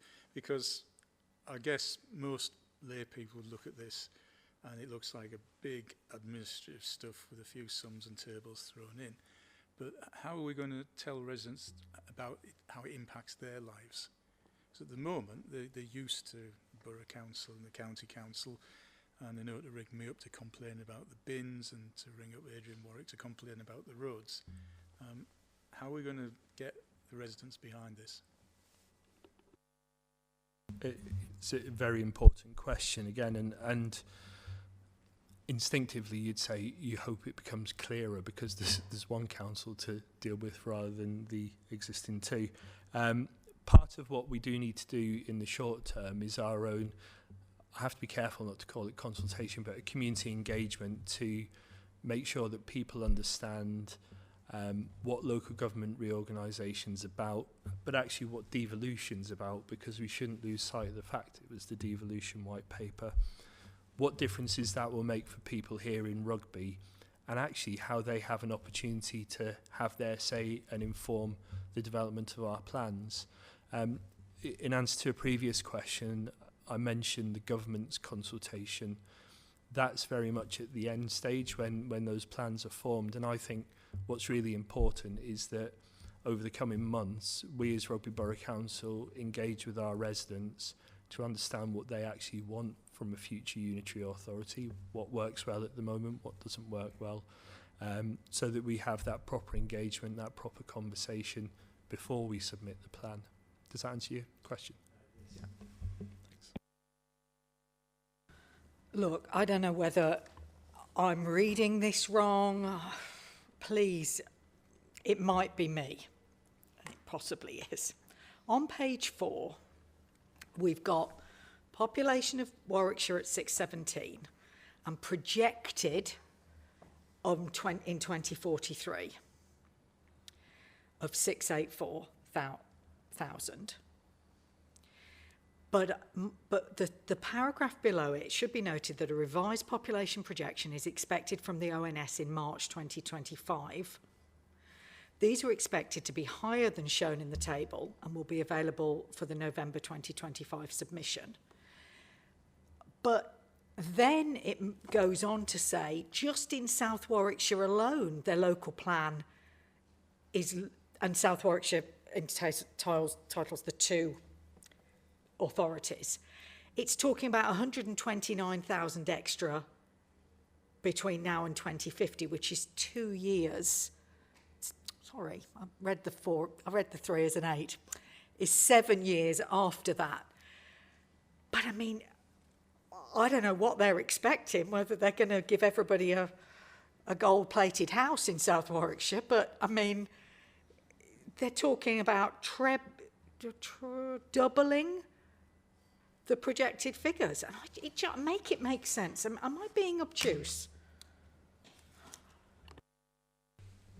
No. I know the answer to that question, no. What I can say is that the revised figures have actually come in the last couple of days. In the time since I wrote this paper, I can make sure that they're circulated with the minutes, together with the source of them, so it perhaps gives a little bit more context. I appreciate it's not straightforward in the report and it could be explained better. So with your permission, if I could take that away, get the revised figures and make sure that's circulated with the minutes. Hopefully I can explain it better, but if I can't, I'd be more than happy to either come back here or follow it up on a one-to-one. Because ultimately, it's about 500 good-ish,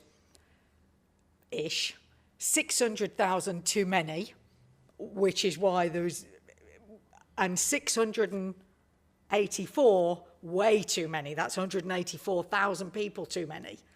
And that means that we've got to split. We can't stay in one. Well, we can't go as one, we have to split. But I'm being pedantic. I mean, my comments are clearly, I'm shocked by how small the saving numbers are. I mean, either again, I'm reading them wrong, but those projections of savings, annual savings, I mean, when you're talking just what a pay award can do, it'll be wiped out just like that. I mean, as a small government Conservative, my feeling is that I want to embrace unitary, but I want some more bang for our buck. But these are comments and not questions, and they're not helpful, so I'm going to shut up. They are actually helpful, and I take the point. The way I view it is that when you consider the overall budgets for local government in the area, those figures aren't massive. But I think that's probably reflective of some of the bigger, particularly the county-wide services, which are really under financial pressure at the moment. And it's how does local government reorganisation support a more efficient delivery of those services? And I think that's a piece of work that we need to look a lot closer at locally, but also I think it's got to be an issue that's considered nationally as well. You're either suggesting that the model that exists at the moment, a single county model, is the right model for the delivery of those services. Well, how come there are a lot of them struggling at the moment? Or you're looking to disaggregate those services and deliver them over a smaller footprint.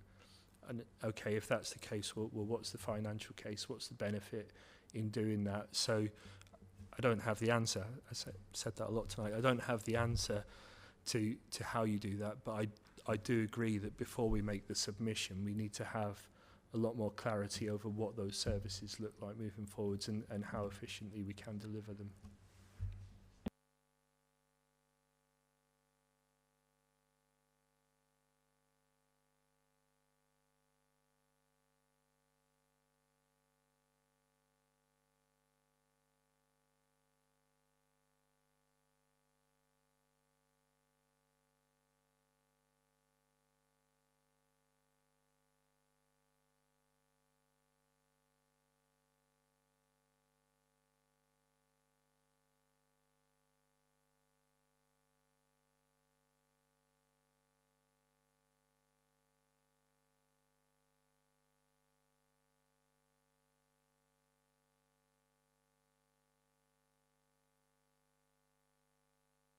Just raise two things. I just firstly thank the portfolio holders for being here today. it's really appreciated that you were here. Okay, so that's one. And I think I was just wanting to raise the one about the forward plan and a missed item on it. Just to note it in the minutes if we could. It happens, understood, but I think it's was a bit exceptional. It happened. It's okay.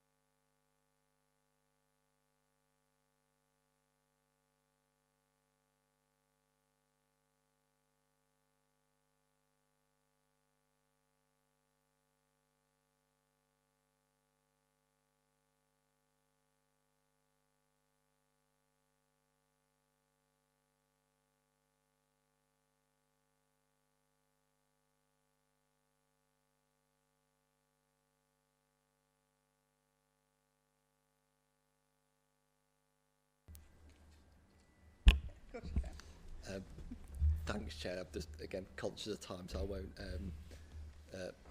do too much in terms of an intro to this report, but what I've presented to you this evening is the Finance and Performance Report for the year ended 31st of March 2025.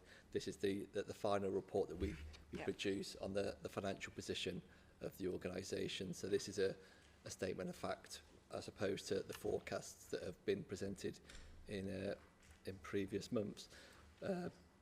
This is the last time the report will be seen as a combined document, because in consultation with the portfolio holder, we're looking to split it now in 25-26. It'll be one for the HRA, a report for the general fund, and a report for performance, because we think it might make it a bit easier for the reader of the document. So, so that's something that will come through the next few months. But yeah, this is the report. It went to Cabinet on the 24th of June, and yeah, more than happy to take any questions or comments that you have on the content.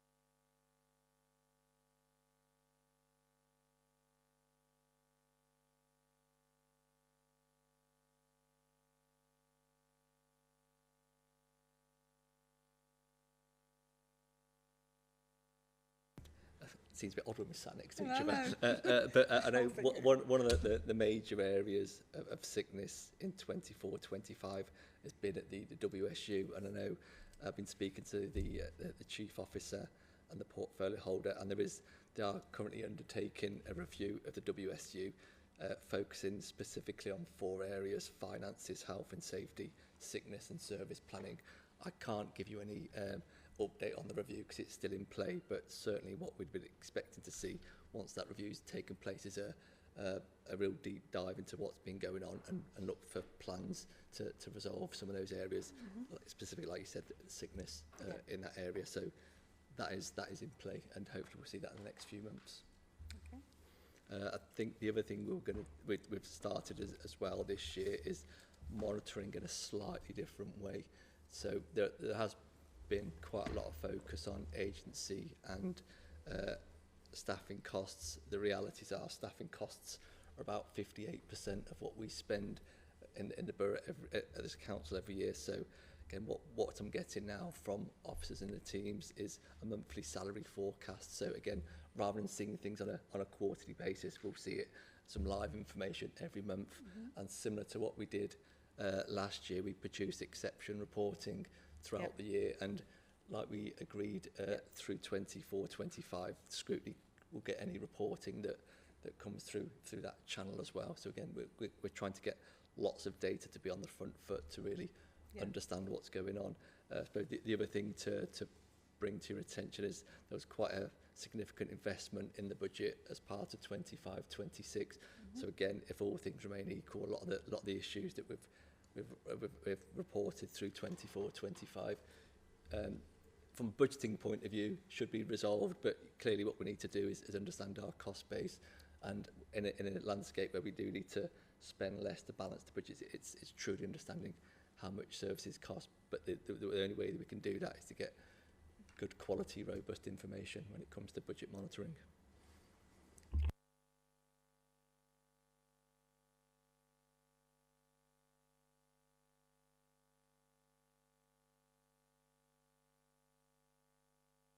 And yeah, more than happy to come to Scrutiny to discuss this. I know with the committee timetabling this time round, the report, the cabinet meeting and the Scrutiny meeting didn't quite align, so you could see it in advance. But where we can make that happen, I'm more than happy for you to see that information before it then goes on to cabinet and council for decisions. I'm not sure this is a little bit off piece, but I think it still comes back to you, John. We had a risk management training course last year, and I think maybe Councillor Freeman remembers it. It's still got a scars, okay? What came out of that was that risks were issues, and they were being reported as issues, not risks. So the understanding I had coming out of that was that we were probably going to raise an issues log, which I think is what I'm still trying to look for, and maybe it's there and I haven't, I'm not seeing it. Okay. Yeah, I can give you an update on that. So we've had some conversations, Audit and Ethics Committee and also leadership team. We've now recently procured an external company called RSM to give us some risk management support. We're just in the process of onboarding them, and yeah, the whole way that we look at risk management will have a refresh for the year 25, 26 and beyond. So yeah, it's still quite early days in terms of the onboarding of that company, but yeah, hopefully over the next couple of weeks that'll be up and running and we can get some real understanding of the risk side of things. So my question was more than that, because there were some issues in terms of how well we thought you were managing risk, but I think at the time it was actually, there wasn't an issues log. Okay, so it wasn't clear what were the 10 priorities. Okay, we were having to go through the Power BI to try and extract from our understanding of the metrics, but we don't have the level of knowledge that you do to be able to weight that. And issues should be handled in a different way from risks, right? You've got to have people there doing something, a working party. You need to contain that issue. You've got to stop it reoccurring. There's a different process than a risk. Now, you know this, okay? So where are we in terms of issue management rather than just risk management? In terms of issue management, what at a kind of more operational, well, a bit more operational, what we do is through our exception reporting, we do report what are the potential issues when it comes to budgeting or the performance side of things. That will continue in 25, 26. Again, one of the things we've discussed with RSM, this new provider or partner from a risk management side of things, we'll look at both things together. So they've got a new approach, they've got their own approach, they've got their own software that we'll use, and again we'll understand what they can offer us, and then if we need to no, actually we won't bespoke things, but we'll use their approach because their approach has been very successful in other organisations. The recommendations from other local authorities are really glowing for them. So yeah, hopefully in the next month we'll be up and running with that one. And I'll ask my question even more directly, and I'd apologise because I think you are trying to answer me. I would expect there to be an issue raised and being handled as an issue about sickness within a certain department. I would expect there to be a special team working on it. They will be working out how they're going to mitigate that now and how to stop it occurring. Not managing it as a risk, working with a higher level of urgency, and you as the management team concentrating on doing something on that. That's where I would be expecting it, okay?